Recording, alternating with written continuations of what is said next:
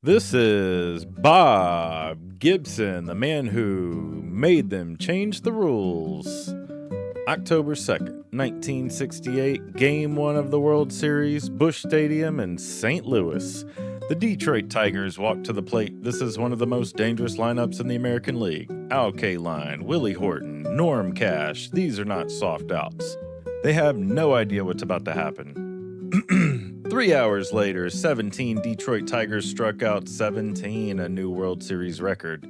The Cardinals win 4-0. Here's what you need to understand about that night. That was not Bob Gibson's best year. That was just Bob Gibson on a Tuesday in October. Robert Gibson, born November 9th, 1935 in Omaha, Nebraska. His father died before he was born. His mother raised 7 children working as a laundress. They lived in one of Omaha's poorest neighborhoods, a housing project on the north side of the city where opportunity was not guaranteed and the world was not particularly friendly. Gibson was a sick kid. Rickets, pneumonia, asthma, a heart murmur. Doctors warned the family to take it easy on him. They gave the wrong warning to the wrong family. His older brother Josh, 15 years older than Bob, became the man who raised him. Josh spotted something in his little brother early. He worked extra shifts so Bob could have baseball equipment, baseball lessons, a chance at something. Bob Gibson grew up black in 1940s Omaha. That means he understood before he could legally drive that the world was not going to hand him anything. Every door had to be kicked open. Every inch had to be earned. That lesson went from him to the mound for 20 years. Gibson was a two-sport athlete at Creighton University in Omaha. Basketball and baseball. He was good enough for the hardwood that he played time with the Harlem Globetrotters before baseball took over. The St. Louis Cardinals signed him in 1957 as a pitcher. He wasn't an overnight sensation. The early years were uneven, explosive stuff, inconsistent command. In 1961, he went 13-12 with a 3.2 ERA. Good, not dominant, not yet the most feared man in baseball. But Gibson was never a guy who peaked early.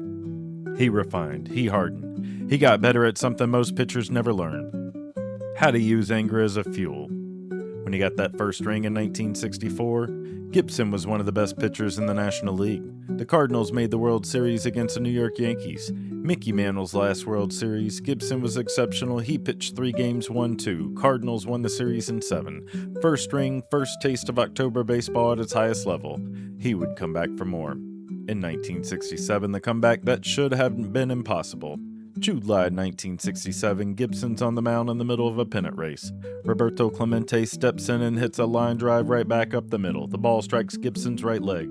Gibson keeps pitching. He walked Willie Stargell. Got Bill Mazeroski to pop out.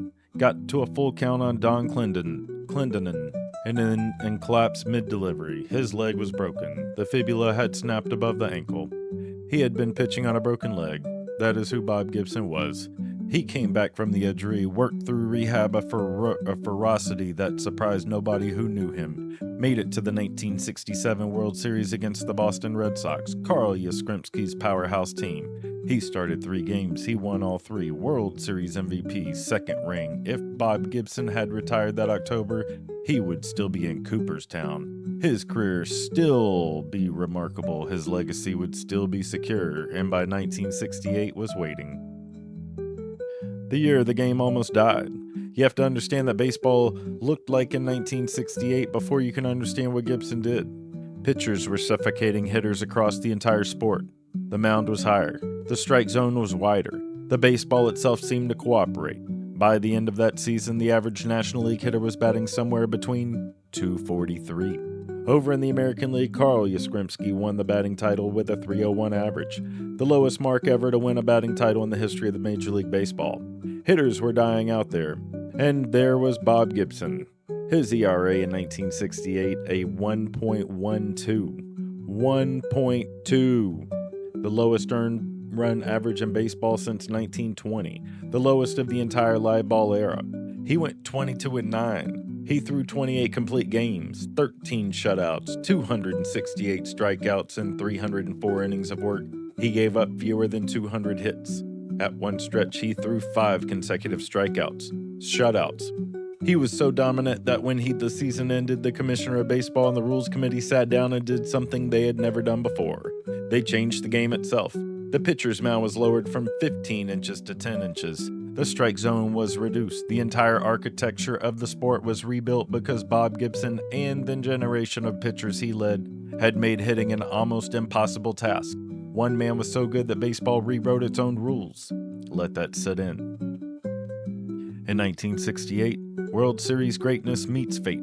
Game 1, 17 strikeouts, a World Series record that still stands today. Gibson was unhittable, but baseball doesn't care about narratives. Detroit's Mickey Lolick was quietly brilliant throughout that series, and in Game 7 with Gibson on the mound and the championship on the line, Cardinals center fielder Curt Flood misjudged a deep line drive off the bat of Jim Northrup.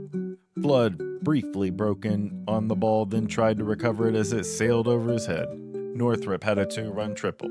The Tigers scored 3 runs in the 7th inning and added 1 more in the 9th. Mickey Lolick beat Bob Gibson 4-1. Gibson pitched brilliantly. The Cardinals lost anyway. That's baseball in its cruelest form. Bob Gibson pitched until 1975.